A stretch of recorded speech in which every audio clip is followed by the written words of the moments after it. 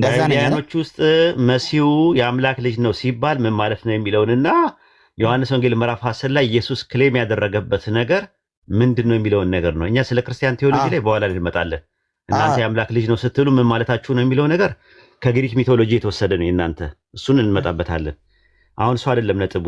ዮሐንስ ወንጌል ምዕራፍ 10 ላይ ብቻ ግባና ኢየሱስ የአምላክ ልጅ ነኝ ሲል አይሁዳውያኖች የሚጠብቁት የነበረውን የአምላክ ልጅ እያለ ነው ወይስ ዲቫይን ሰን ነኝ እያለ ነው የሚለው ነገር እሱ ላይ መጀመሪያ እንጨርስ።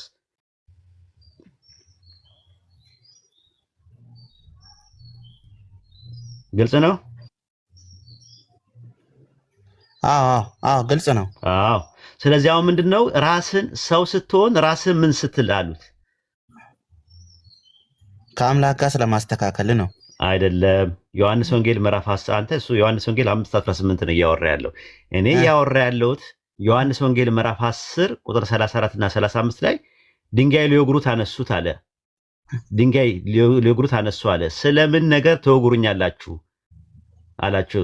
ስለ መልካም ስለ ስራ አይደለም ስለ ንግግር ነው አሉት። ምንድን ነው አለ? ሰው ስለ ስራ ነው አሉት። ምን አሉት? ዝቅ አድርግልኝ አንዴ፣ ዝቅ አድርግልኝ ኤብሮ ላንብበው። ዝቅ አድርግልኝ 34ን። ኦኬ 34 እሺ። ምን አሉት? አይሁድም ስለ መልካም ስራ አንወግርህም ስለ ስድብህ አሉት። አንተ ሰው ስትሆን ራስን አምላክ ስለማድረግ አሉት። አሁን ጥያቄ የሚነሳው ኢየሱስ ራሱን አምላክ አድርጓል?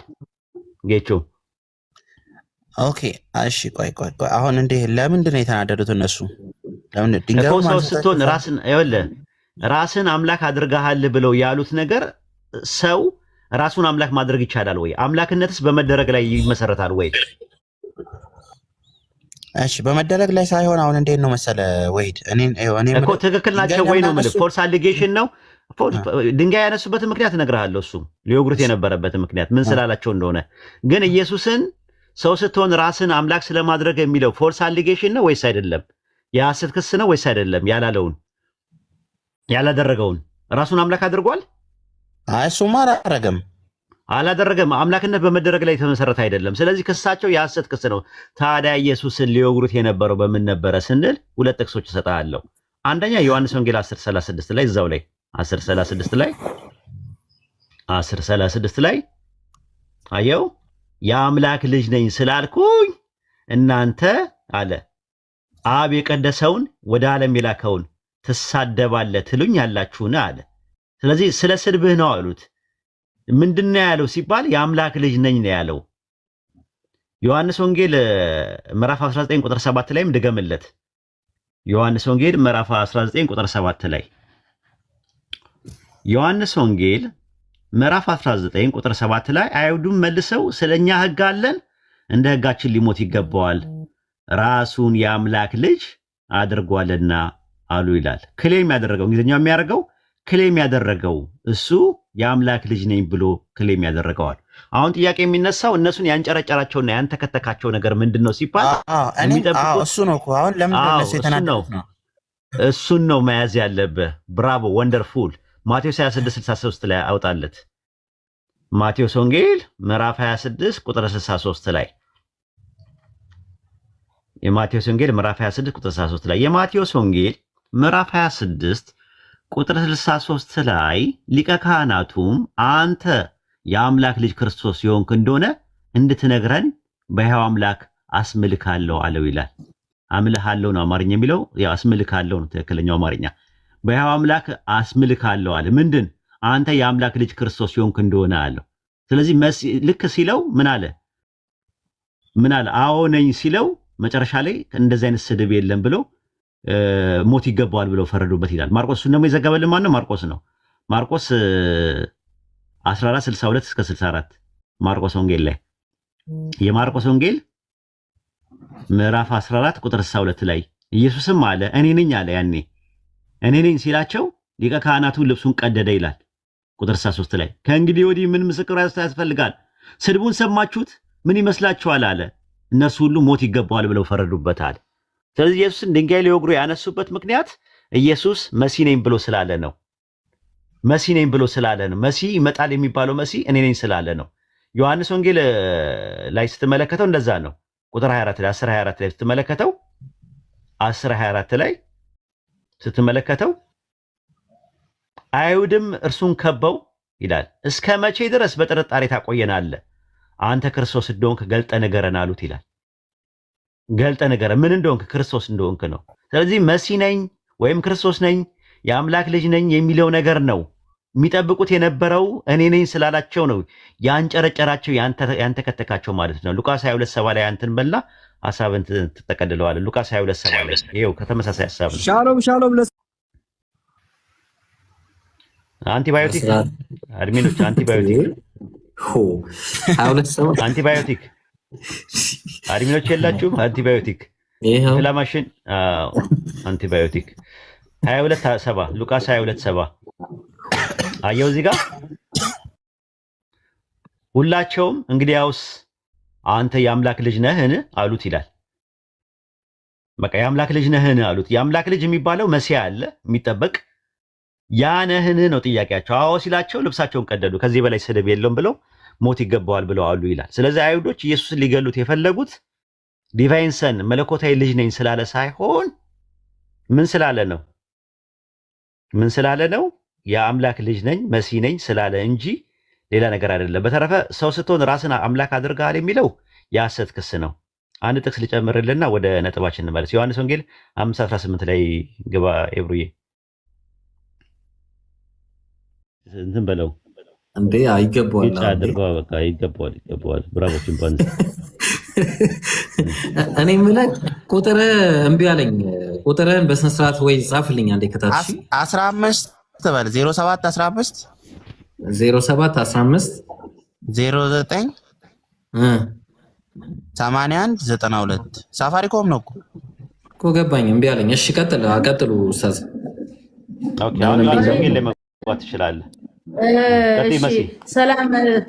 ሰላም ጤና ይስጥልኝ። ያኔ ኡስታዝ ያው አንተን ያምኑሃል፣ ንጽጽር ላይ ከሚሰሩ አንተ ነው ያምኑሃል፣ አንተን ያቃለህ ብለው እንትን ስለሚሉ ጥያቄ ሲጠይቁ ታግሰህ ስማቸው። ያኔ ጌች ወደ አንተ የተመለሰው የተወያየበትን። ስለዚህ ከሌሎቹ ይልቅ አንተን ስለሚያምኑ ነው። ያኔ ብዙ ክርስቲያኖች ላይ እየታዘብኩ ነው። ኦኬ እንዴ ግርም ነው እምነታቸውን በተካለ አይ ኡስታዝ በሁለቱም በኩል ነው ያለው እኮ በቃ ክርስቲያን ይመስለኛል።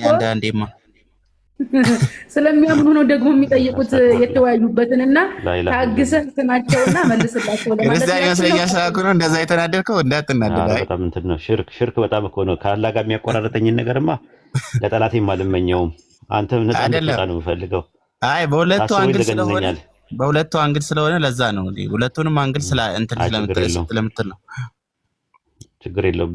ወደ እምነት ብትጠራኝም ችግር የለውም። ያው ስለምታስብልኝ ነው ብዬ አስባለሁ። ስለማታውቅ ብዬ ችግር የለውም። እሺ ዮሐንስ ወንጌል 8 እንግባ። በቃ እሺ ዮሐንስ ወንጌል ምዕራፍ 8 ቁጥር 51 ላይ ነው ቁም ነገሩ ያለው። 51 ጀምሮ ሁላችሁም ተከታተሉ። ያ ጀማ ይሄ ትልቅ እንትን ነው ራሱ ማለት ነው። ቁጥር 51 ላይ ይዩት። እውነት እውነት እላችኋለሁ ቃሌን የሚጠብቅ ቢኖር ለዘላለም ሞትን አያይም አላቸው። አይሁድም ጋኔን እንዳለበት አሁን ገና አወቅን። አብርሃም እንኳን ሞተ፣ ነቢያት ሞቱ፣ አንተ ቃሌን የሚጠብቅ ቢኖር ለዘላለም ሞትን አይቀምስ ትላለህ? በውኑ አንተ ከሞተው ከአባታችን ከአብርሃም ትበልጣለህ? ነቢያትም ሞቱ፣ ራስህም ማን ታደርጋለህ አለ። ኢየሱስ ሞትን አያይም ሲል ስለ የትኛው ሞት ነው እያወራ ያለው? ጌቸው ከዛ ነው የምንጀምረው። አጀማመሩ አውዱ ስለ የትኛው ሞት ማለት ስለ መስቀሉ ሞት አይደለም የሚያወራው። አይደለም ኢየሱስ ለዘላለም ሞትን አያይም በእኔ የሚያምን አለ። ቃሌን የሚጠብቅ ሞትን አያይም ሲል የትኛው ነው? አካላዊ ነው ወይስ ሁለተኛ ሞት የሚባለውን ራዕይ 21:7 ላይ ያለውን? ሁለተኛው ሞት ነው። ሁለተኛው ሞት አላህ ከጀሃነም ይጠብቀና እሱን ነው የሚያወራው። እነሱ ግን የመሰላቸው ምንድነው ሞት የሚለውን ሲያወራ? እነሱ የመሰላቸውማ ኖርማሉን ሞት ነው የመሰላቸው። አካላዊ ሞት ነው የመሰለው። በቃ ጥሩ። ስለዚህ እንግዲህ መሰላቸው ማን ታደረገ? ኢየሱስም መለሰ አለ እኔ ራሴን ባከብር ክብሬ ከንቱ ነው። እናንተ አምላካችን የምትሉት ለእኔ አባቴ ነው። አላወቃችሁትም፣ እኔ ግን አውቀዋለሁ። አላውቀውም ብል እናንተ ሐሰተኛ በሆንኩኝ፣ ዳሩ ግን አውቀዋለሁ፣ ቃሉ እጠብቃለሁ። አባታችሁ አብርሃም ቀኔን ያይ ዘንድ ሐሴት አደረገ፣ አየም ደስም አለው አለ። አይሁድም ገና 50 ዓመት ያልሞላ አብርሃምን አይታልን አሉት። አሁን አብርሃም አይቷል ሲል መታየት የሚለውን ነገር እነሱ የተረዱት እንዴት ነው? ኢየሱስ መታየት የሚለውን የሚያወራው ስለምንድን ነው? ስለ ተስፋው ነው የሚያወራው። አይደለም አብርሃም አየ ሲልና አይሁዳኖች ደግሞ አንተ አይተሃል ሲሉ ማየት የሚለውን ነገር አይሁዶች የተረዱበትንና ኢየሱስ ያስረዳበት ነገር ልዩነቱ ምንድነው እኮ? እሺ እነሱ በእሱ የተናገረው ኢየሱስ ክርስቶስ አካላዊ ነው። ማየት የሚለውን አካላዊ ነው። አዎ ማየት የሚለውን አካላዊ ነው እነሱ የወሰዱት። እሱ ደግሞ ማየት የሚለውን አካላዊ አይደለም የወሰደው፣ ስፒሪቹዋል ነው እየወሰደ ያለው አይደል? ምክንያቱም አባታቸው አብርሃም ቀንን ያየ ዘንድ ሐሴት ያደረገ አየም ደስም አለ። አብርሃም አይቷል ኢየሱስን በአካል አሁን ሲመጣ ቀኑን አይቷል። በአካል አይደለም አላየም። ግን እነሱ ግን የመሰላቸው ማየት ሲባል እነሱ የመሰላቸው ምንድነው የተረዱት? እነሱ ማየት ሲባል አይ በአካል ያየው ሰው ነው እነሱ በአካል ያየው ማየት ሲባል እነሱ የተረዱት ምንድነው ነው ጥያቄው። አካላዊ ነው አይደል ያሰቡት? ሞትም ሲባል ከላይ ምንድነው ያሰቡት? እነሱም አካላዊ እሱንም አካላዊ ነው ያሰቡት። አካላዊ ነው። አዎ አሁን እዚህ ጋር ነው ጥያቄው፣ ስለ ማየት ነው ጥያቄው። ማየት የሚለውን ነገር ከዛ ኢየሱስም እውነት እላቸዋለሁ አብርሃም ሳይወለድ እኔ ያለው አለ ሲላቸው አሁንም ምንድነው የተረዱት? ስለዚህ ሊወግሩት ድንጋይ ያነሱዋል። አሁን አለው ስለ እኔ አብርሃም ሳይወለድ እኔ ያለው ሲል የመሰላቸው አካላዊ ስለሆነ ከዛ በኋላ ቀጥለው ምን አደረጉ? የመጨረሻ መታገስ አቅቷቸው ሊወግሩት ድንጋይ ምን አሉ ይላል? ድንጋይ አነሱ ይላል። አነሱ ይላል። አሁን የምትረዳው ነገር ምንድነው? ከላይ ጀምረ ስታየው ሞት የሚለውን እነሱ አካላዊ፣ እሱ ደግሞ ሁለተኛ ሞትን የሚያወራው ሌላ ነው፣ ትርጉም ያለው ነገር ነው። ማየት የሚለውን ኢየሱስ ሲናገር የነበረውን አካላዊ አይደለም፣ እነሱ ግን አካላዊ አድርገው እየወሰዱ ነበረ። አሁንም እኔ ያለው ሲላቸው የመሰላቸው አካላዊ ስለሆነ ምን አደረጉ?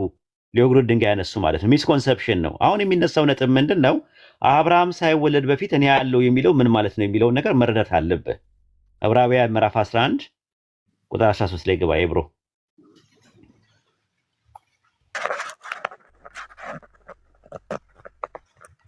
እነዚህ ሁሉ አምነው ሞቱ አለ። ስለማን ነው የሚያወራው?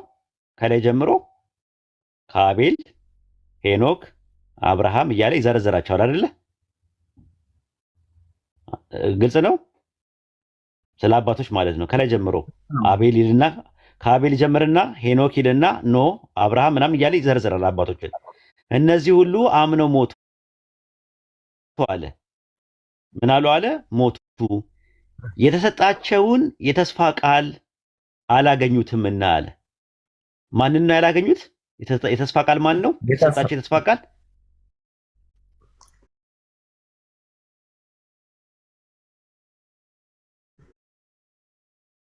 አይተው የተሳለሙት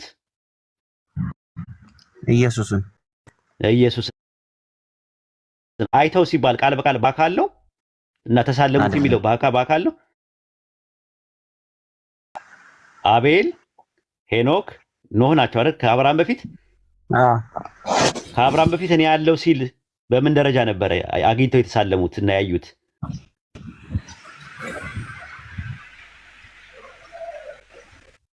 በምን ደረጃ ነበረ? ገቺዬ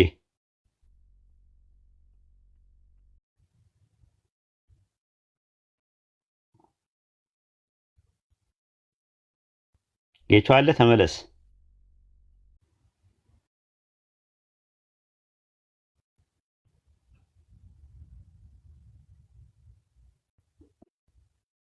የሚገርመው ኡስታዝ ያቺኛዋን አላስተዋልኳትም ነበረ።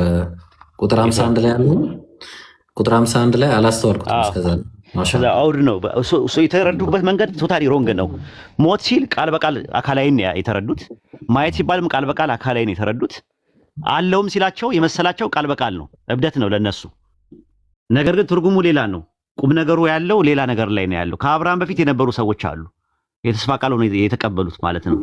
እነዛ ሰዎች አይተውታልም ተሳልመውታልም ሲባል ቃል በቃል አይደለም ካሉ ከአብርሃም በፊት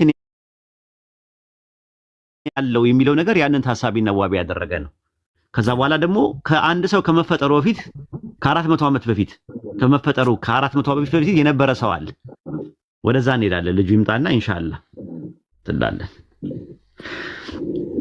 ጌቾ ወላሂ እምቢ አለኝ። እኔ እንዴት እንደሆነ አላውቅም። እኔ ወይ ቁጥር ወይ ትክክል አይደለም ወይ ምን እንደሆነ አልገባኝም። እኔ ሳፋሪ ብዬ ሞከርኩኝ፣ ነምበር አስተካክል ነው የሚለኝ።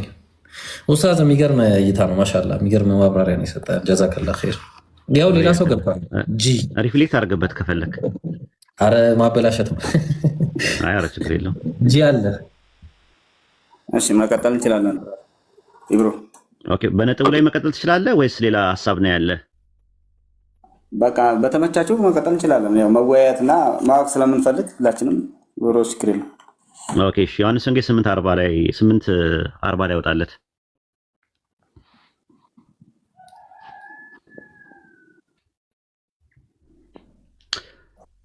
ነገር ግን ኢየሱስ ከአምላክ የሰማሁትን እውነትን የነገርኳችሁ ሰው ልትገድሉኝ ትፈልጋላችሁን አለ።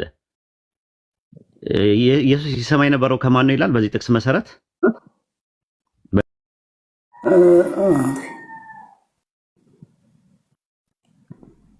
ከአይሁዶች ነው፣ ከነቢያት። ችግር የለው ከኢብራሂም ሊሆን ይችላል። እንዴት ነው ኤብሮ? ትንሽ ሎጂካል የሆነ ጥያቄ እንጂ እንትን አይደለም። የመረጃ ሰው አይደለም። አይቼዋለሁ ቅድም። ኦኬ በቃ ሚስ አድርጎ ያዳምጥ። ችግር የለውም። ሌላ ሰው አስገቡ፣ የተሻለ እውቀት ያለው ሰው።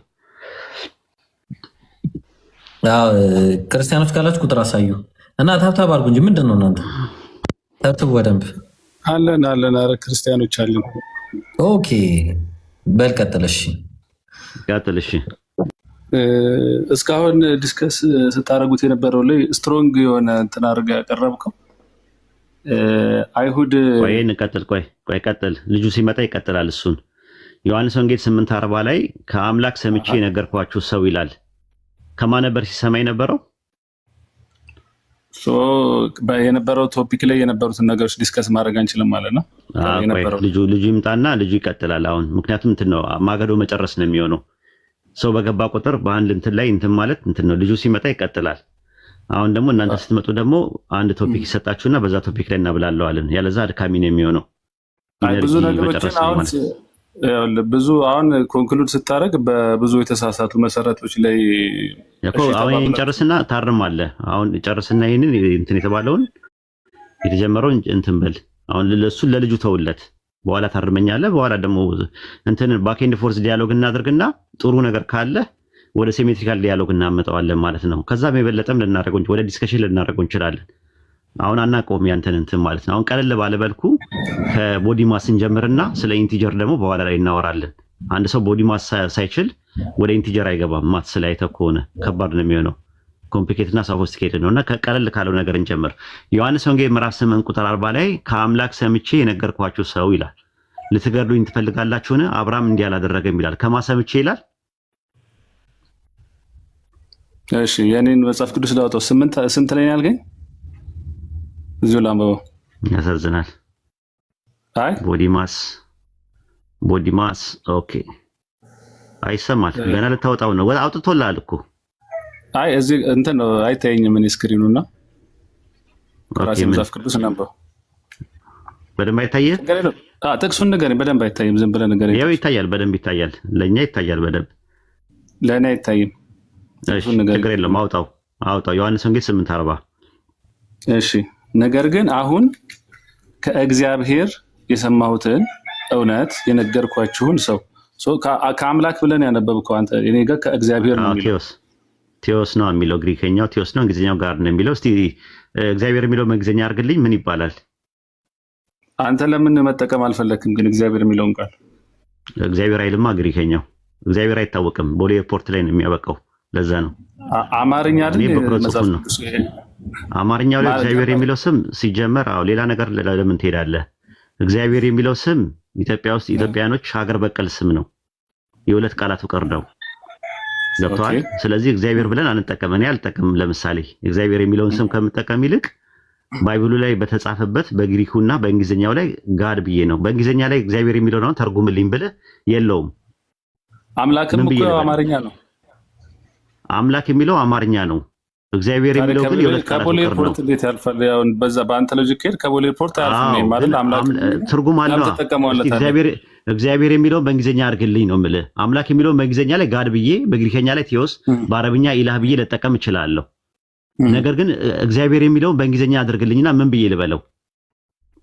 በእንግሊዝኛ መቀየር እኮ እዛው በእንግሊዝኛ ምን አለ የሚለውን ጋድ ለሚለው እግዚአብሔር ማለት ትርጉም የለውም። በእንግሊዝኛ ላይ ትርጉም የለውም። የሁለት ቃላት ውቅር ነው። እግዚአብሔርና ብሔር ጋድ የተባለውማ አምላክ የሚለው ነው። ጋድ የሚባለው ትርጉሙ አምላክ የሚባለው ጋድ አማርኛ እንግሊዝኛው ዲፊሸንት ነው እያልከኝ ነው እንደዛ ከሆነ? ምክንያቱም አምላክም ለማለት ጋድ ነው የሚለው እግዚአብሔርም ለማለት ጋድ ነው የሚለው። እግዚአብሔር አንደኛ ሲጀመር ንጉሥ ይዛና ያመጣው ስም ነው። ኢትዮጵያ ውስጥ አገር በቀል ነው። ነቢያትም ሐዋርያትም አያውቁትም። ምነግር ነገር እግዚአብሔር የሚለውን ማለት ነው። የግዕዝ ቃል ነው። የሁለት ቃላት ውቅር ነው። አንድ ትርጉም አይደለም ያለው፣ ሁለት ትርጉም ነው ያለው። እግዚአብሔር ማለት ምንድነው የቃሉ ትርጉም? ጠያቂው እግዚአብሔር ማለት የዓለማት ፈጣሪ ማለት ነው አይደለም። እግዚ ማለት ምን ማለት ነው? ብሔር ማለት ምን ማለት ነው? ትርጉሙ የግዕዝ ቃል በግዕዝ አይደለም። ምን ማለት አይደለም አልከኝ። ማስረጃ ላለሙ ማስረጃ አይደለማ እኮ ሰጣለሁ። እግዚ ማለት ምን ማለት ነው? እግዚ ማለት ምን ማለት ነው? በግዕዝ ጌታ ማለት ምን ማለት ነው? ብሔር ማለት ምን ማለት ነው? ዓለም ሀገር ማለት መሆን ይችላል። እስቲ አገር ማለት መሆን ይችላል። ዓለም ማለት እንደሚቻል እስቲ ማስረጃ ስጠኝ። ለምሳሌ ብሔረ ሕያዋን ይባላል። የሕያዋን ሀገር ማለት ነው። የሕያዋን ሀገር ማለት ነው። የሕያዋን ሀገር አይደለም። የሕያዋን ሀገር ማለት ነው። ላሳይ። ባይብል ላይ በግዕዙ አለ፣ በአማርኛውም ስላለ ማለት ነው። ብሔረ ሕያዋን ማለት የሕያዋን ሀገር ማለት ነው እኮ። ሀገርም ተብሎ መተርጎም ይችላል፣ ግን አሳየኝ። ችግር የለውም። ዓለም የሚል ነገር ካለ ታመጣለህ። መጀመሪያ ዓለም የተባለበትን ታመጣለህ አንተ። ስለዚህ አሁን የዲክሽነሪ ጉዳይ ዓለም የተባለ ቆይ፣ የዲክሽነሪ ጉዳይ ሳይሆን አምጣ። ዓለም የተባለበት ቃላት ነው አይደል? ብሔር የሚለው ቃል ነው አይደል? ብሔር የሚለው ዓለም የተባለበትን የባይብል ጥቅስ አምጣ ነው ያልኩህ። ካለ ትሰጠኛለህ። አይደለም። ብሔር ማለት ምንድን ነው? ቃል ነው አይደለም? ብሔር ማለት አገር ማለት ነው። ትርጉሙን አልጠየኩም። አይ ሀገር ቃል ነው አይደለም? ብሔር ማለት ምንድን ነው? ቃል ነው። ፊደል ነው መቼ ያልኩህ? ስለዚህ ቃል ከሆነ የቃልን ዴፊኒሽን ምን ላይ ነው የምታየው? ዲክሽነሪ ላይ። ስለዚህ ዲክሽነሪ ላይ አውጣና አሳየኝ ማለት ነው። አውጣና አሳየኝ። ክፍሌ መዝገቡ ቃላት አንተ ላይ ያልከው ብሔር ማለት ነው ብያለሁ። አንተ ደግሞ ዓለም ነው ያልክበት። ምን ትጠይቀኛለህ? ዓለም ነው ያልክበትም ማስረጃ አምጣ ነው ያልኩህ። እየጠየቅኩ ነው ከመጀመሪያው እኮ። አልጠየቅም። ብሔር ነው። ብሔር ማለት ነው። ለምሳሌ ብሔራዊ ቋንቋ ምንድን ነው ሲባል አማርኛ ይባላል። ብሔር የሚለው አገር በሚለው አትስማማም? አንድ ቃል አንድ ትርጉም አለው ማለት ሌላ ትርጉም የለውም ማለት ነው። ጥሩ። አሁን አንተ ደግሞ ዓለም የሚለውን ታሳየናለህ። እኔ አላውቅም። ዓለም ብሔር ማለት ዓለም በሚለው ዓለም ነው በግዕዝ እኔ የማውቀው። አንተ ብሔር ዓለም ነው የሚልበት ማስረጃ አምጣ። አውጣ። ማስረጃ አውጣ። ማገዶ አጨርስ። ማስረጃ አውጣ። ቶሎ በል። ዲክሽነሪ ያስፈልገኛል እጄ ላይ እኮ። ስታመጣ ትቀጥላለህ። እጄ ላይ ዲክሽነሪ ያስፈልገኛል። ብሔር በሚለው ካለ ታመጣለህ። አሁን ክፈት። ማጨብጨቡ እንዲህ ማለቱ አስፈላጊ በትልቁ አድርገው ሌላውን እንዳናገርከው እኔንም ስጠይቅ እየመለስክልኝ አናግረኝ። ብሔር የሚለውን ዓለም በሚለው የመጣበትን ማስረጃ አምጣ። ከዛ በኋላ ነው የምቀጥለው እኮ። ዲክሽነሪ በእጅ ላይ መያዝ ያስፈልገኛል። ዲክሽነሪ ሳይዝ ዲክሽነሪ ይዘና ስትመጣ እንቀጥላለን። ሌላ ሰው አስገባ። በቃ እሱን አሳያለሁ። አረ ሚውት አድርገህ ተቀመጥ። አታውጡት። ሚውት አድርገህ ተቀመጥ። ሳቡት። የአንቲባዮቲክ ስላችሁ አስወርዱ።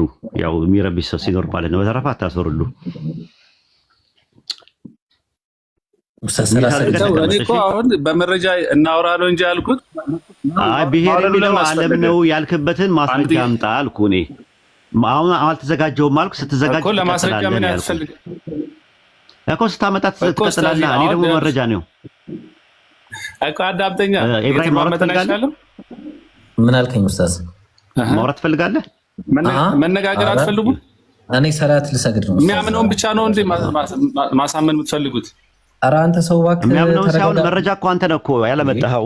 መረጃ ስታመጣ ትቀጥላለህ። ስለዚህ መረጃ ለማሳየት ዲክሽነሪ ያስፈልገኛል አልኩህ አይደል? አዎ ዲክሽነሪ ይዘህ ስትመጣ ትቀጥላለህ። እጠብቅሃለሁ። ሚት አድርገው በቃ እና ቁጭ ብሎ። ስለዚህ ዲክሽነሪ ይሄን እስከማሳይ ይሄን ቆይ ቁጭ በል እስከምታደርግ ድረስ ቁጭ በልና ሌላ ሰው እድሉን ስጥ ነው የምልህ።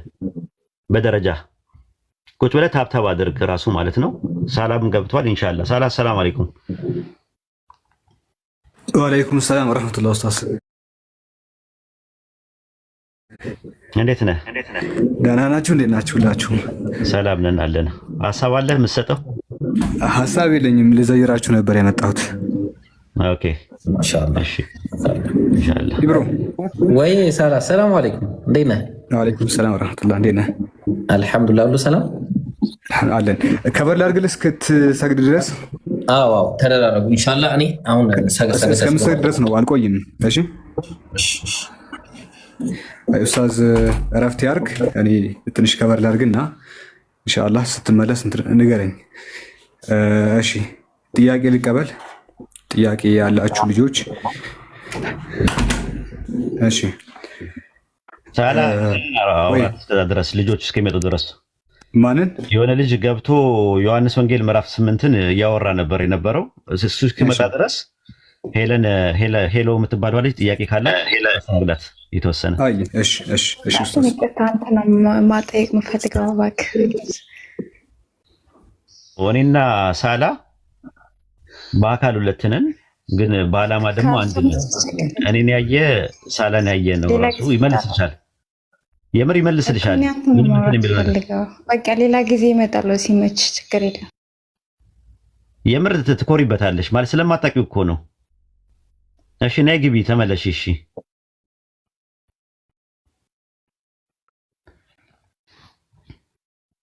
ነይ ተመለሽ። እሺ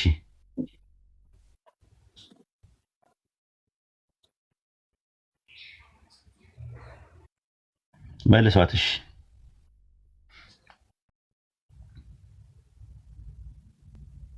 ሌላ ሰው እስከዛ ጥያቄ ካለው መጠየቅ ይችላል። ቶሎሳ ክርስቲያን ነው?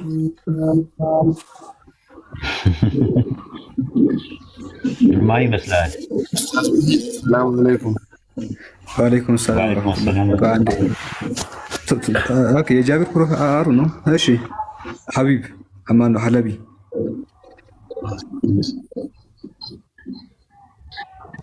ጥያቄ ያላችሁ ልጆች አይ ኡስታዝ ወሂድ ሳይው ለሃዲኒ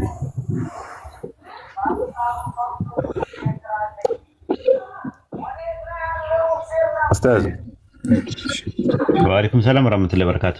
አላ አብዱልሃዲ ነኝ። አልሐላቢ። ኦኬ ሰላም ነው?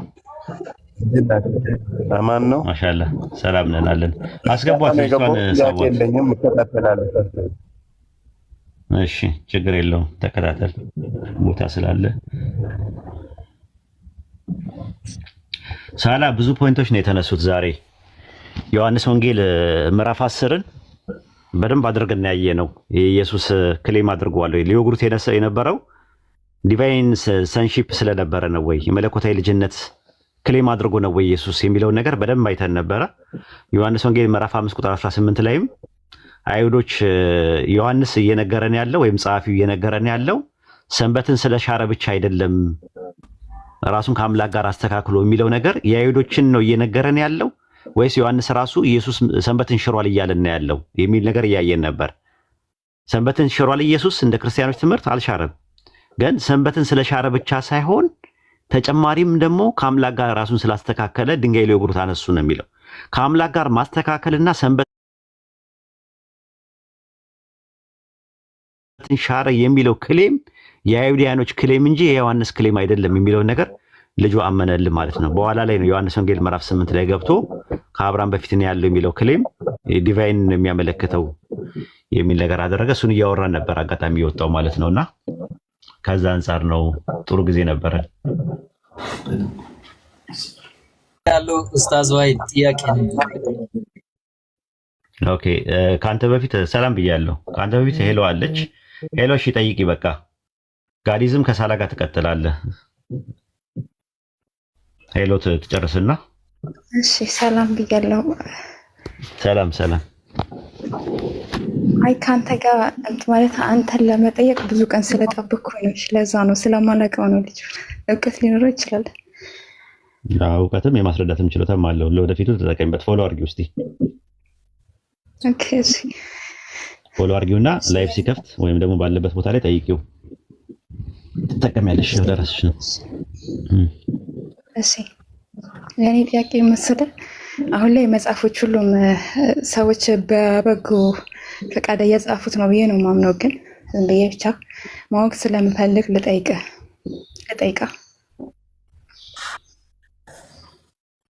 የትኞቹን መጽሐፍት? መጽሐፍ ቅዱስ ነው። ኦኬ፣ ሰዎች በበጎ ፈቃደኝነት የጻፉት ነው ብቻ ልጠይቅና ከዛ እኔ ከአንተ መረዳት የምፈልገው ነገር ስላለ ነው። እሺ ቀጥይ። እሺ እኔ ጥያቄ ምንድን ነው? ብዙ ወንጌላቶች ነበሩ። ከዛ ሁሉ ወንጌላቶች 4ቱ ተመረጡ እና ማቴዎስ፣ ሉቃስ፣ ዮሐንስ ምናምን እና እነዛ ኢግኖር የተደረጉት መጽሐፎች በመንፈስ ቅዱስ ምሬት የተጻፉ አልነበርም ወይ ነው የኔ ጥያቄ። ምክንያቱም እንዴት ነው አሁን ያልተካተቱት? እነዛ መጽሐፎች ስቅላቱን ስለማይዘግቡ ነው አይደለም? ማለት የአምላክ ቃል እንዴት ነው ይሄኛው ስለሚያወራ ስለ ስቅላቱ ይሄ መግባት አለበት፣ ይሄ ግን መውጣት አለበት የተባለው ከምን አንጻር ነው? እነዛ የተጣሉት መጽሐፎች ያልተቀበሉት ወይ ያልተካተቱት እነዛ ወንጌላቶች ለምንድን ነው? በመንፈስ ቅዱስ ምሬት እየተጻፉ አልነበረም ወይ? ይሄ ነው ጥያቄ። እና እባክህ በቃ ሁለተኛ ጴጥሮስ ምዕራፍ 1 ላይ ቁጥር 20 እና 21 ላይ ስትመለከቱ ይህም በመጀመሪያ አወቁ፣ በመጽሐፍ ያለውን ትንቢት ማንም ለገዛ ራሱ ሊተረጉም አልተፈቀደለትምና ይላል። ትንቢት ከቶ በሰው ፈቃድ አልመጣምና ይላል። ዳሩ ግን በእግዚአብሔር ተልከው ቅዱሳን ሰዎች በመንፈስ ቅዱስ ተነድተው ተናገሩት ይላል። ጻፉት አይልም። ጻፉትና ተናገሩት ማለት በይዘትም ሆነ በአይነት በመንስኤም ሆነ በውጤት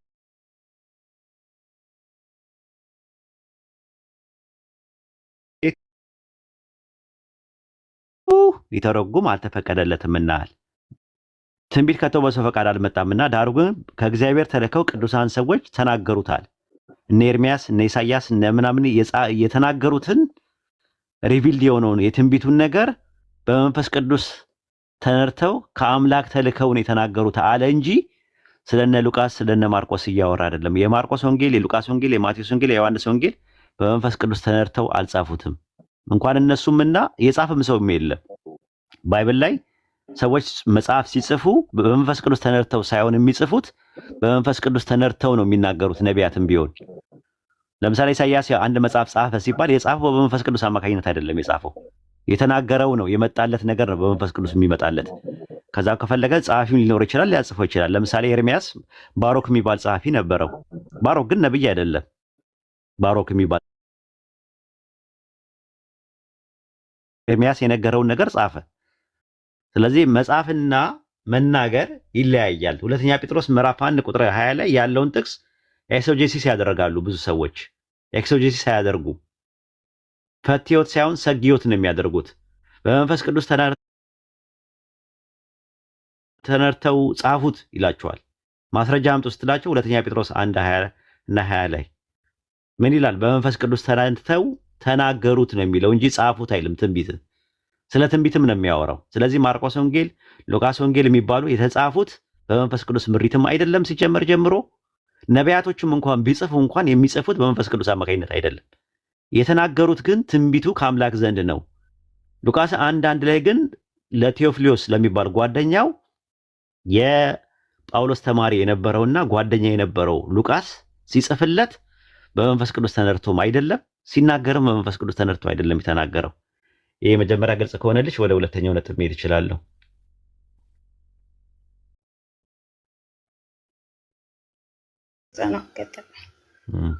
ስለዚህ ወደ ሁለተኛው ነጥብ ስንሄድ እነዛ ወንጌሎቹ ሲጻፉ ታሪኮች ናቸው። ሉቃስ 1:1 ላይ ምንድነው የሚለው? ከመጀመሪያ የነበሩት ብዙዎች በየተራ ታሪክን ሲያዘጋጁ አይቼ መልካም ሆኖ ስለታየኝ ለአንተም ልጽፍልህ ወደድኩኛል። ብዙዎች የተባለውን አርጌንስ የሉቃስ ወንጌል ምዕራፍ 1 ቁጥር 1 ሲተነትን ብዙ ወንጌሎች ነበረዋል። ከዛ ውስጥ የተመረጡት አለ 4 ብቻ ናቸዋል። ብዙ ነበሩ። የቶማስ ወንጌል የሚባሉ ነበረ፣ የጴጥሮስ ወንጌል የሚባሉ ነበር ብሎ ይጠቅስና የማቲያስ ወንጌል የሚባል ነበረ አለ። ከዛ ውስጥ የተመረጡት ሉቃስ ሲጽፍ ሉቃስ ከመጻፉ በፊት የነበሩ ብዙ ወንጌሎች ነበሩ። ብዙዎች በየተራ ታሪክን ያዘጋጀዋል።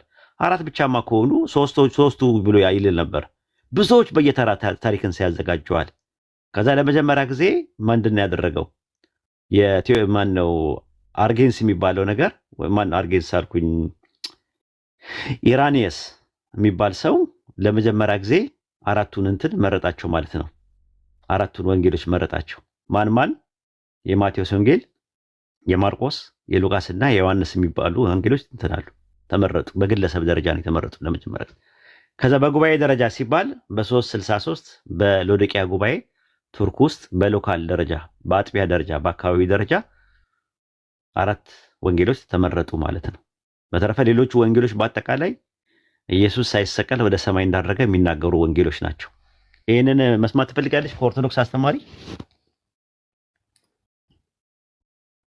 ከኦርቶዶክስ አስተማሪ መስማት ትፈልጋለች እንዴ? ስቅላቱ ማስካል የለኩ ክርስትና አንድ በክርስቶስ እኮ ነው የተሰማው። ወንጌሎቹ ለምንድን ነው ያልተካተቱት?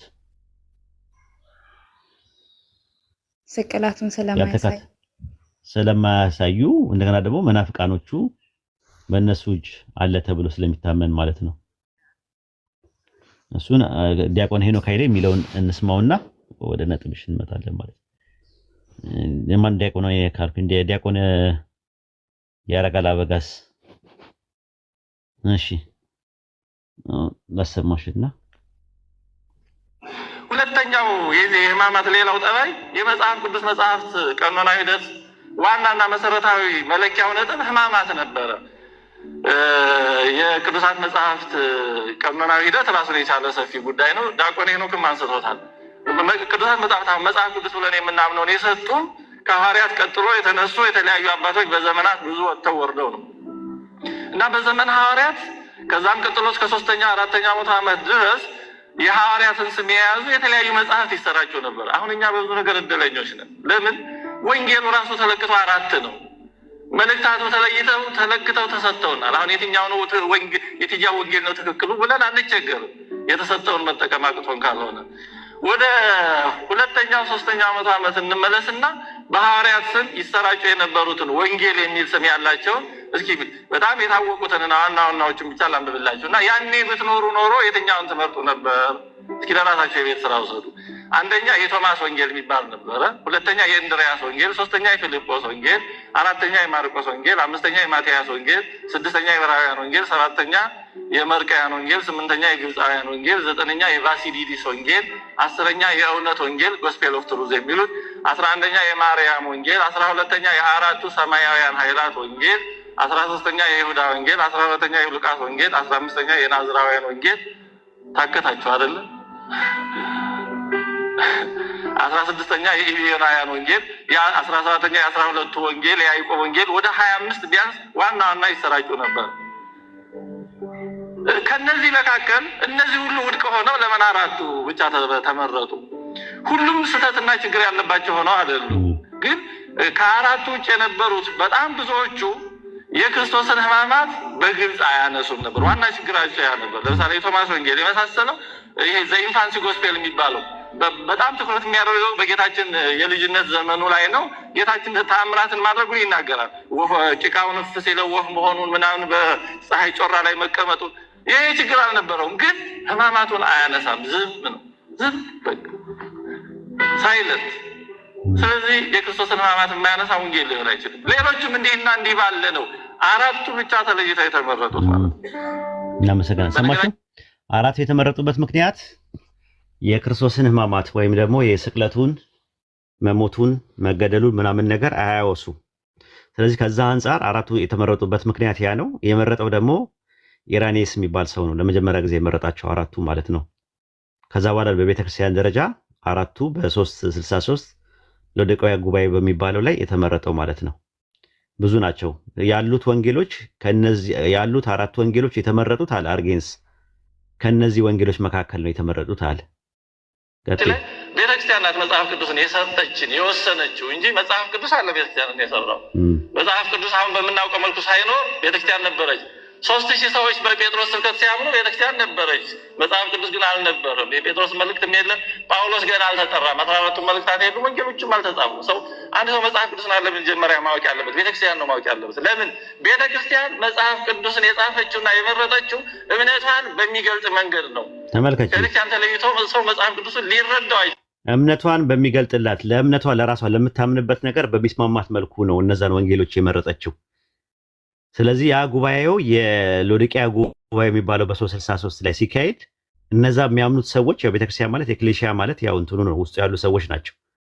እነዛ ሰዎች እምነታቸውን በሚስማማቸው መልኩ ነው አድርገው እነዛን አራቱን የመረጡት አለ እና ከዛ አንፃር ይሄንን ማየት ትችያለሽ ማለት ነው። ሄሎ ጥያቄ ካለሽ እዚህ ላይ ያልገባሽ ነገር ካለ ማብራራት እችላለሁ።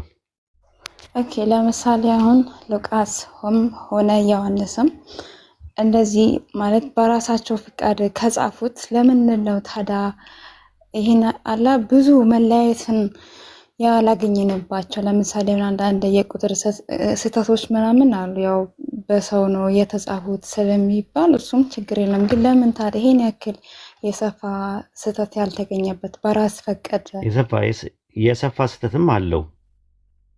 ለምሳሌ የታሪክ ስህተት አለው ራሱ። ለምሳሌ ማርቆስ ወንጌል ምዕራፍ 1 ላይ እዩ። ራሱ ማርቆስ ወንጌል ምዕራፍ 1 ላይ ስትመለከችው ኢየሱስ ከተጠመቀ በኋላ ቁጥር 12 ላይ ወዲያውኑ መንፈስ በምድረ በዳ አወጣው፣ በምድረ በዳም ከሰይጣን ጋር እየተፈተነ 40 ቀን ሰነበተ ይላል። ስንት ቀን ሰነበተ ይላል? 40 ቀን አለ። ዮሐንስ ወንጌል ላይ ደግሞ ስትመለከችው ኢየሱስ በተጠመቀ በንጋታው 2 ሐዋርያቶችን ሰበሰበ፣ መለመለ ማለት ነው። ከዛ በሶስተኛው ቀን ቃና ዘገሊላ ቢባል ሰርግ ላይ ነበር ይለናል። የትኛው ነው ትክክል? እሺ ከዛ በኋላ ደግሞ ምን አለ? ዮሐንስ አሳልፎ ከሰጠ በኋላ የአምላክን መንግስት ማስተማር ሲጀምር በገሊላ ባህር አጠገብ ሲያልፍ 2 ወንድማማቾችን አገኛቸው ይላል። ማንን ነው ያገኛቸው? እንድሪያስና ጴጥሮስን ማለት ነው። ስምዖን ወንድሙን እንድሪያስን አገኛቸው ይላል፣ መለመላቸው ይላል። ዮሐንስ አሳልፎ ከተሰጠ በኋላ ዮሐንስ እስር ቤት ከገባ በኋላ ይላል። የዮሐንስ ወንጌል ላይ ግን ስታነቢው ኢየሱስ ሐዋርያትን የመለመላቸው ከዮሐንስ ጋር አብረው ነበሩ ይላል። ከዛ ቃና ዘገሊላ የሚባል ሰርግ ካሳለፈ በኋላ ኢየሱስ ምን ይላል? እንትን ስለ ዮሐንስ ሲነገር ዮሐንስ ገና ወደ ወህኒ አልተጨመረም ይላል። ትክክለኛው የትኛው ነው?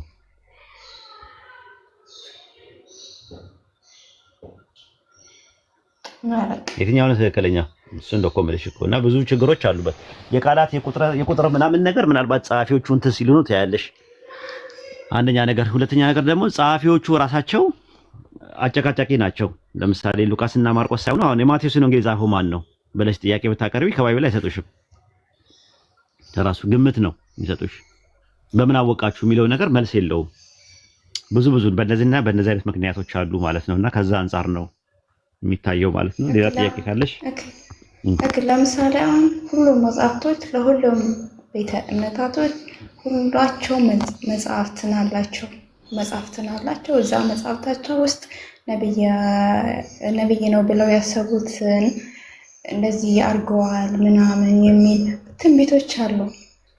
በምንድን ነው እኛ ማረጋገጥ የምንችለው? በምን? እኛ እኮ ምንም ነገር ማወቅ አንችልም። ማለት እንዴት ነው እኛ ማወቅ የምንችለው? በጣም ብዙ ሁሉም ሰው ስትሄድ ለራሱ እውነት ነው ብሎ የሚያስበው እና ያንን ነገር እንዴት ነው ማወቅ የሚችለው ሰው? ጊዜ ስጪውና ማለት ሁሉ ነገር ጊዜ ይፈልጋል። አላህም የልብሽን ያውቀዋል።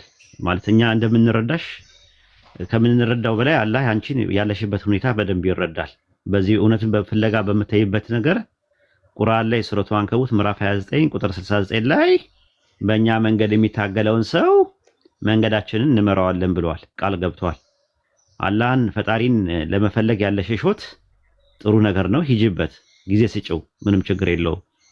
አንቺ ጊዜ ባልሰጠሽበት ነገር ላይ ሆን ብለሽ ስራይ ብለሽ እውነቱን እያወቅሽ ስታስተባቢ ነው። አሁን ግን አንቺ እውነትን ፍለጋ እስከሄድሽ ድረስ አላህ የሚያግዝሻል፣ ይረዳሻል። ጊዜ ስጪው። የእምነት ጉዳይ ስለሆነ የህይወትና የሞት ጉዳይ፣ የዘላለም ህይወትና የዘላለም ሞት፣ የጀነትና የጀሃነም ጉዳይ ስለሆነ ጊዜ ስጪው። ስሜታዊ አትሁኚ፣ ኢሞሽናል አትሁኚ፣ ራሽናል ሁኚ። ኢሞሽናል የሚባሉ ነገሮች 4 ናቸው አይደል? ስሜት የሚባሉት 4 ነገሮች ናቸው።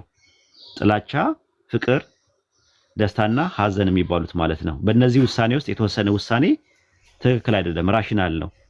ማን ኢሞሽናል ነው። ኢሞሽናል የሆኑ ነገሮች ደግሞ ጸጸት አለው።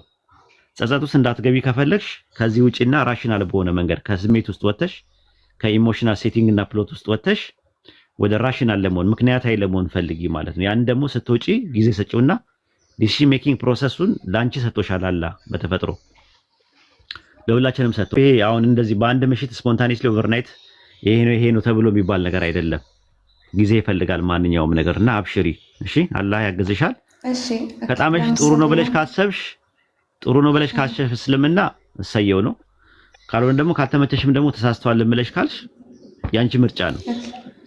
ግን ጊዜ ስጪው ነው የምልሽ፣ ጊዜ ስጪው። ኦኬ ለምሳሌ አሁን በቁርአን ላይ ቁርአንን አንብቤ መጋጨት ምናምን ከሌለው የአምላክ ቃል ነው ማለት አልችልም። ምክንያቱም የጻፈው አንድ ሰው ነው፣ ነብይ መሐመድ ናቸው አይደለ?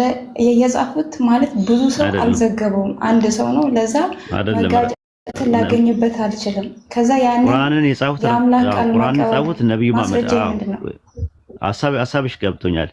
ቁርአን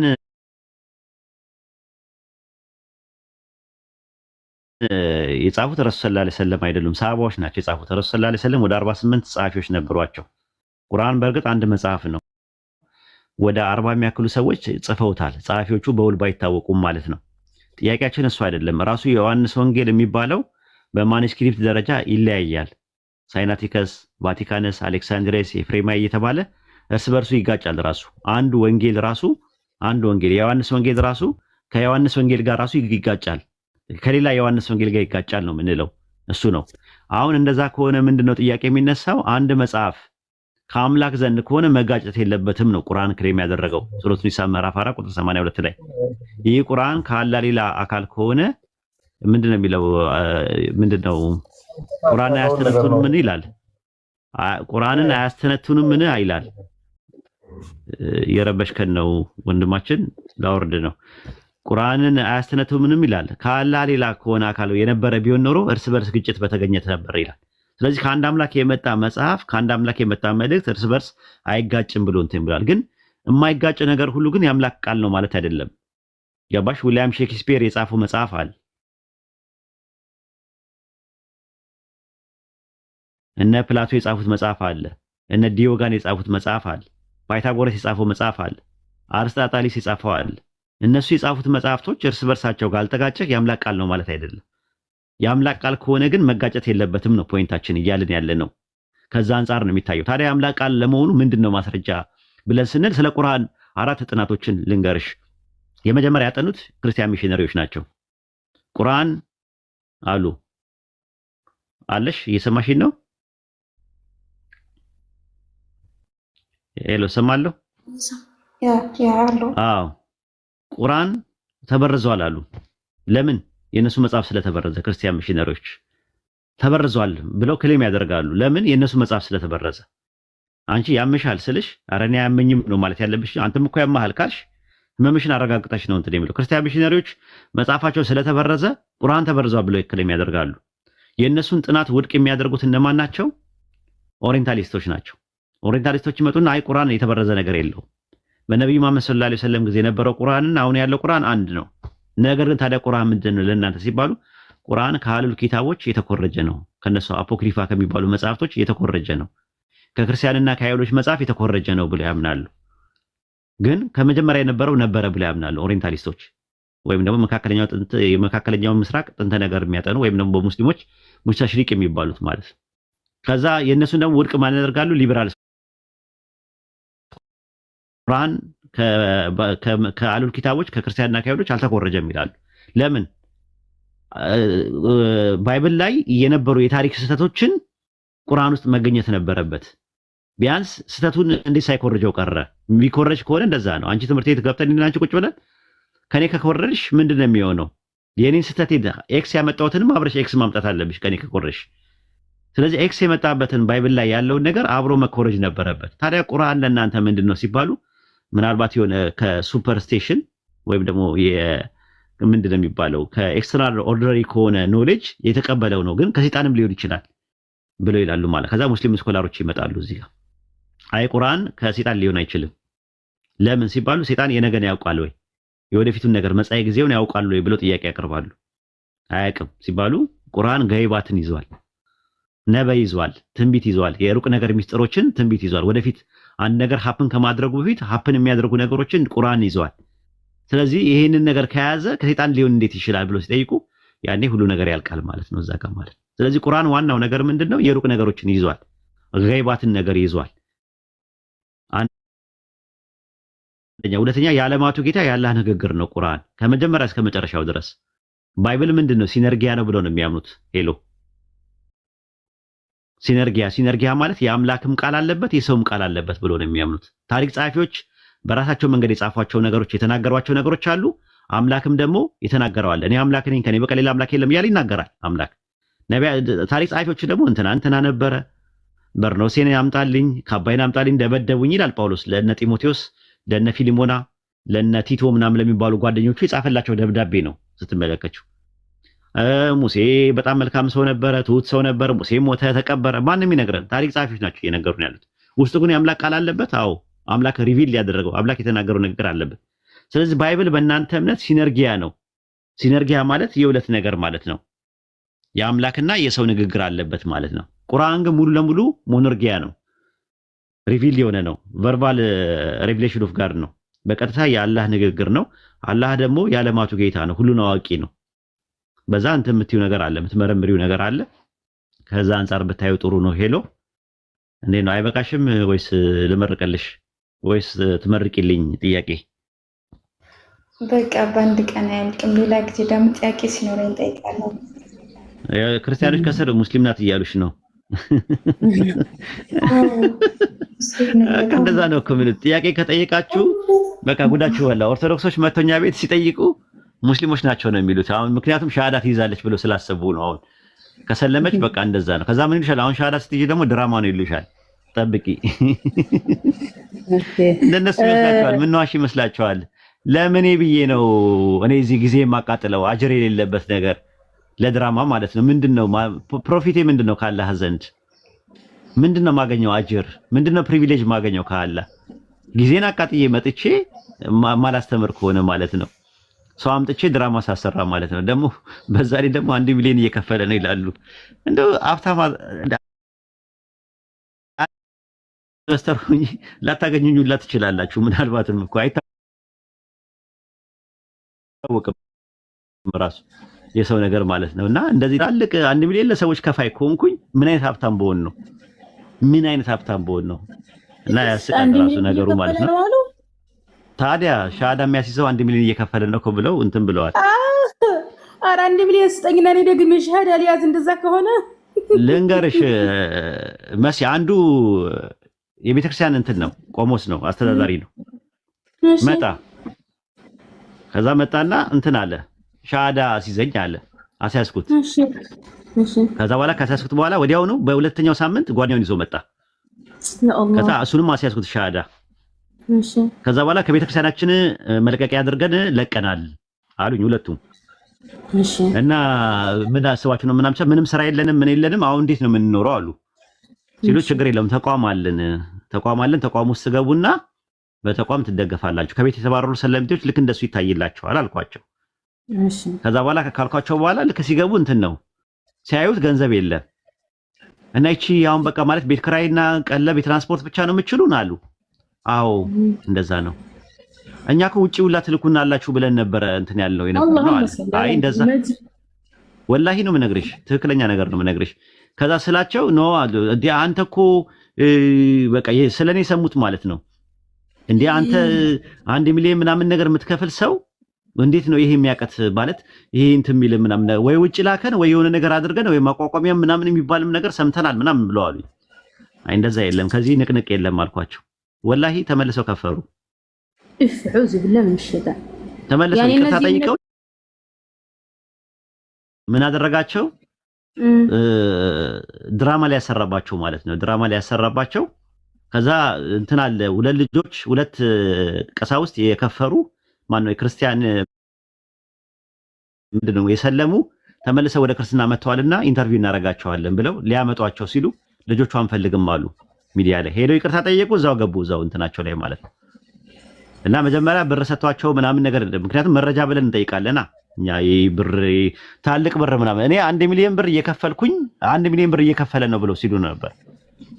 እንደዛ ብለዋቸው ነው እንትን ያለው እና ከዛ አንፃር ነው 1 ሚሊዮን ከየት እንደሚመጣም አላውቅም። ራሱ ሙስሊሙን ማደራጀት አይቻልም በ1 ሚሊዮን አንድ ሰው ከመታሰልኝ እና እውነት ነው። ስንት ድሃ ጎዳና ላይ እየወደቀ የኔ ቢጤ ድሃ ልጅ የሙስሊም ልጅ እየወሰዱ ያበሉ ያጠጡ ጴንጤ በሚያደርጉበት ሰዓት አንድ ሰለምኩ ለሚል 1 ሚሊዮን ብር በጣም ነው። በነገራችን ላይ መዋሸት እነሱ ጋር አይደብራቸውም። በጣም የታዘብኩት ነገር ማለት ነው። ማይክ ያነሳሁት ሄሎዬን ትንሽ ሀሳብ ጠይቅሻለሁ ብዬ ነው እንዳትወጪ። ምንድነው ማስተላለፍ የፈለኩት እነዛ ቆሞሶቹ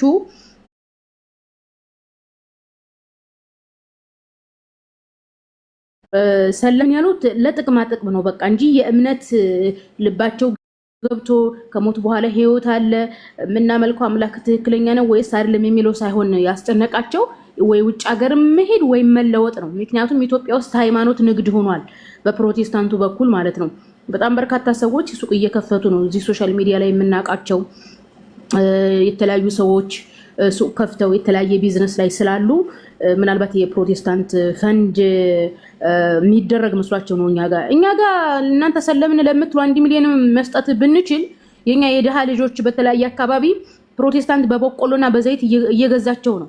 ሃይማኖት ንግድ ሆኗል እየገዛቸው ነው። እኛ ለእናንተ ለአንድ ሰው 1 ሚሊዮን መስጠት አይደለም ለመቶ ሰው 1 ሚሊዮን መስጠት ብንችል እንደርስላቸው ነበር። ዘይትና ስንዴ ገዝተን ከፕሮቴስታንት እናድናቸው ነበር።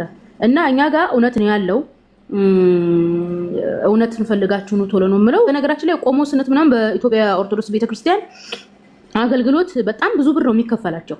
ስለዚህ እውነት ከፈለጋችሁ መጀመሪያ ቤተክርስቲያኒቱ የምትከፍላችሁን ደሞዝ በደንብ አጠራቅሙትና የሆነ ነገራችሁን መሰረታችሁን አስቀምጣችሁ የቤት ኪራይ ከፍላችሁ ስራ ምናምን ስልጠና ወስዳችሁ የተለያየ ስራ ለመስራት ገንዘብ ይዛችሁ ነው መውጣት ያለባችሁ። ምክንያቱም አንድ ቆሞስነት አንድ እንዴ በጣም ብዙ ብር ነው የሚከፈለው። ባለፈ እንደሆነ ሰውዬ እንደው ቆይማ ቪዲዮ ዘራበታለሁ 137,000 ብር ነው እናንተ የሚከፈለው ደሞዙ። እኔ ዲያቆን ልሆን እንዴ እያልኩ ነበር። ቆሞስ ይሁን ዲያቆን ይሁን ነው የሆነ አዲስ አበባ የሆነ ከተማ አጥቢያ መሪ ነው ተብሎ ሰውየው በነገራችን ላይ በቃ ዘናፏ እያለ ነው የሆነ ዋና ገንዳ ውስጥ ምናምን እዛ ፎቶ አንስተውት ሶሻል ሚዲያ ላይ ያቀውት ነው 137,000 ብር ነው የሚከፈለው። ባለፈ ራሱ ታስተውሳላችሁ እዛ ትግራይ ላይ ቆሞስ ነበር ሰለመ ብለው ግርግር ሲያስነሱ የነበሩት እሱ ልጅ እንርዳህ ወይ ምናምን ብለው ሲጠይቁት እሱኮ እስከ 100,000 ብር ነበር ቤተክርስቲያኒቱ የምትከፍለው። በዛው አጋጣሚ የትግራይ ቤተክርስቲያን በጣም ፍሉስ አላት እናንተ ረረረና አንድ ቆሞስ ከ100,000 ብር በላይ ነው ደሞዝ ራሱ የሚከፈለው። ላቅርብ ጥያቄ ይቅርታ ኡስታዝ ዋሂድ ከመሄድ በፊት ኡስታዝ አይሄድብህም። ቆይ አንድ ጊዜ ጋዲዝም ፕሊስ አንድ ጊዜ የክፍያውን ላቆመውና ኡስታዝ ዋሂድና ጋዲዝም ከመጀመራችሁ በፊት ሄለ ማን ነው ሄሎዬ ልጠይቅሽ የፈለኩት ማለት ነው። አሁን ሃይማኖትን እያነጻጽርሽ ያለሽው